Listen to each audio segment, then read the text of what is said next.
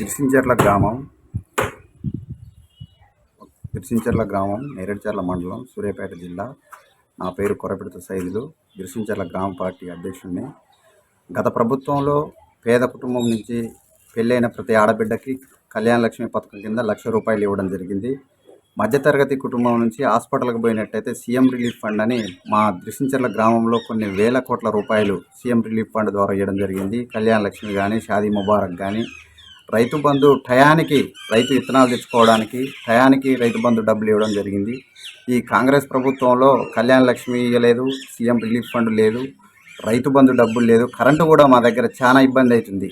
రోజుకు 4-5 సార్లు పోవడం జరుగుతుంది. రేపు పంటలు వేస్తే కరెంటు కూడా వస్తుందో రాదో అర్థం కాని పరిస్థితిలో ఉన్నాం ఈరోజు మేము. టీఆర్ఎస్ గవర్నమెంట్ బాగుంది. కాంగ్రెస్ ఇచ్చిన హామీలు ఒక్కటి కూడా నెరవేరలేదు. ఇప్పుడు రైతు పోలీస్ స్టేషన్లు కానీ, ఎంపీపీ ఆఫీసులు కానీ నిన్న ఉత్తమ్ కుమార్ రెడ్డి పాలకీల్లో చేశారు. అవి మొత్తం కేసీఆర్ గారి ద్వారా రిలీజ్ అయిన ఫండ్ ద్వారానే చేశారు. వారి సొంతంగా ఇంతవరకు ఒక పని మొదలుపెట్టి చేసినటువంటి కార్యక్రమాలు, అభివృద్ధి కార్యక్రమాలు ఏమీ కనిపించడం లేదు. రైతు బంధువులు ఏది చేయలేదు కాబట్టి వాళ్ళు ప్రలోభాలకి గురి చేస్తూ ఉన్నారు. కేసులు పెట్టడం అట్లాంటివి కూడా చాలా ఇబ్బందులకి కారణమవుతూ ఉంది. అట్లాగనే సార్, టీఆర్ఎస్ వల్ల ఈ గ్రామం ఎలాంటి అభివృద్ధి నేర్చుకుంది సార్? సీసీ రోడ్లు కానీ, డ్రైనేజ్ కానీ, వీధి లైట్లు కానీ చెప్పుకుంటూ పోతే చాలా మా ఊరికంటూ కొన్ని వేల కోట్ల రూపాయల పనులు చేయడం జరిగింది. నేను గ్రామ శాఖ అధ్యక్షుని అయిన తర్వాత మా గ్రామానికి సర్పంచ్, జడ్పీటీసీ, ఎంపీటీసీ అందరం కలిసి ఒకే పార్టీలో ఉండబట్టి మా ఊరు చాలా ఇవాళ సీసీ రోడ్లు వేయడానికి ఏ సందులో ఖాళీ లేదు. మొత్తం ప్రతి ఒక్క సందులో సీసీ రోడ్లు వేయడం జరిగింది. వీధి లైట్లు కానీ, మిషన్ భగీరథ ఇవాళ మిషన్ భగీరథ నీళ్లు వాడుకొని గిరిసించర్ల గ్రామంలో ముందుకెళ్తూ ఉన్నారు. అట్లాగే సార్, మాజీ సర్పంచ్ పాలన ఏ విధంగా బాగుంది సార్. ఆయన ఏ కార్యక్రమాలు చేసింది సార్? ఆయన రైతు వేదికలు కట్టడము, పల్లె ప్రకృతి వనము, శ్మశాన వాటికలు,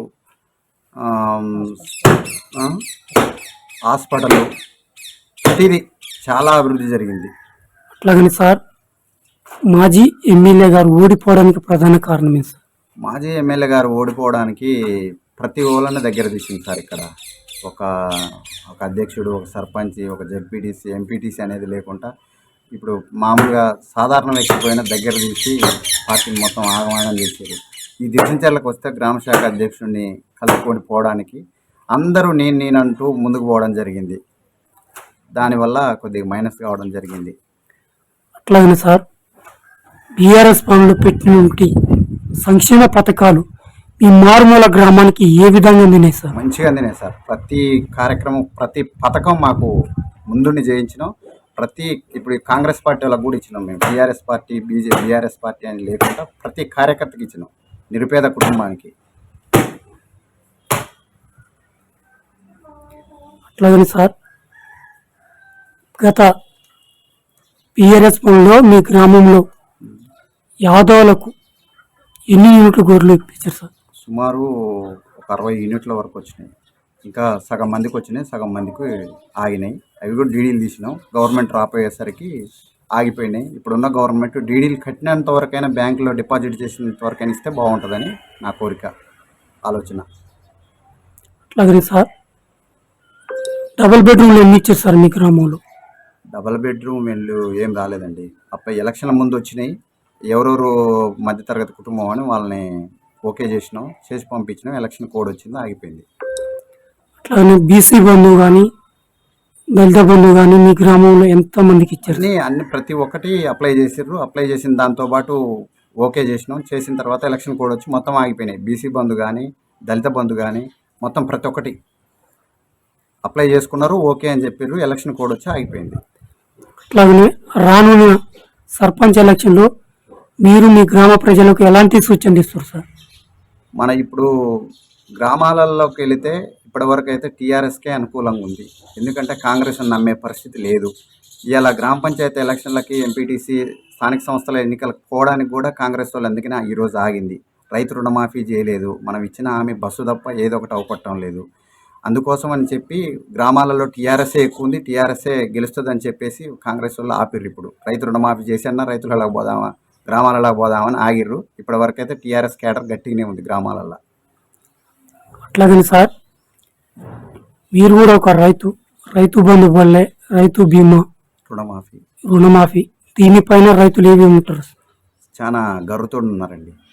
చాలా ఇబ్బందులు అవుతున్నారు. ఇత్తనాలు కొనుక్కునే పరిస్థితి లేదు. కాలం చూస్తే నీళ్ళు రావట్లేదు, చెరువులో నీళ్ళు లేవు, వర్షాలు పడట్లేదు, మోటార్లు పోయటం లేదు. ఇప్పుడు షాప్ దగ్గరికి వెళ్తే ఒక రైతు ఇత్తనాలు కావాలంటే ఇచ్చే పరిస్థితి లేదు. అదే డబ్బులుంటే రైతు ఇత్తనాలు కొనుక్కొచ్చుకుంటాడు. కొనుక్కొచ్చుకో మనం అడుగు పిండి ఇట్లాంటి సేడ్ దగ్గరికి పోతే ఇవ్వడానికి అనుకూలంగా ఉంటుంది. అయితే మీ గ్రామంలో రానున్న సంస్థల ఎన్నికల్లో ఎలాంటి మీరు ఏం చెప్పదలుచుకున్నారు అసలు? మా గ్రామంలో అయితే టీఆర్ఎస్ పార్టీ ముందంజలో ఉన్నదండి. మేము గెలవడానికి అనుకూలంగా ఉన్నాం. మేము చేసిన అభివృద్ధికైనా మాకు ఓటేస్తారు. ప్రజలంతా మా వెంటే ఉన్నారని అనుకుంటున్నాం. ఎందుకంటే Kalyana Lakshmi, Shadi Mubarak, CM relief fund, యాక్సిడెంట్లుగా కేసీఆర్ సీఎం రిలీఫ్ ఫండ్ నుంచి కాకుండా పార్టీ సభ్యత్వం మీద చాలా ఇచ్చినాం దర్శించాల గ్రామంలో. అవన్నీ చూసి కూడా మాకు అనుకూలంగా ఉంటారని గ్రామ ప్రజలు టీఆర్ఎస్ పార్టీ గెలుస్తుందని భావిస్తూ ఉన్నాం. ఒకవేళ పార్టీ అధిష్టానం మిమ్మల్ని గుర్తించి సర్పంచ్ పోటీ చేయమంటే మీరు చేస్తారా సార్? చేస్తాము. చేస్తే మీ గ్రామాన్ని ఏ విధంగా డెవలప్ చేసుకుంటారు? చాలా ముందుండి డెవలప్ చేసుకుంటాం. ఎట్లా ఏ రకంగా చేస్తారు సార్?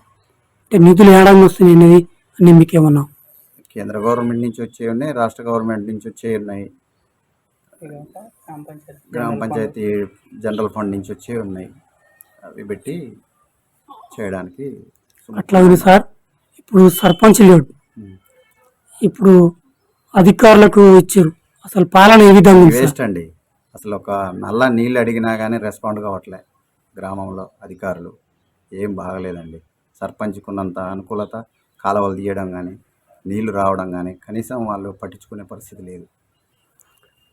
అట్లాగనే సార్, ఇక్కడ మిషన్ భగీరథ నీళ్ళు ఇంటింటికి చాలా బాగున్నాయి. ఇంటింటికి వస్తున్నాయి, ప్రతి ఇంటికి వస్తున్నాయి. ఈరోజు దృశ్యంచర్ల చెరువులో నీళ్ళు లేకున్నా కానీ మిషన్ భగీరథ నీళ్ళ ద్వారా వాడుకుంటా ఉన్నారు. ఇక్కడ ఎక్కువ ప్రతి ఇంటికి వెళ్తా ఉన్నాయి. ఏమన్నా 1-2 నీళ్ళు తప్ప ప్రతి ఇంటికి వెళ్తూనే ఉన్నాయి దృశ్యంచర్ల గ్రామంలో. సార్, ఈ ఎలక్షన్ల పైన ఈ మండల ప్రజలకు, మీ గ్రామ ప్రజలకు మీరు ఎలాంటి సూచనలు చెప్తున్నారు? టీఆర్ఎస్ గవర్నమెంట్ వస్తే బాగుంటుంది మళ్ళీ.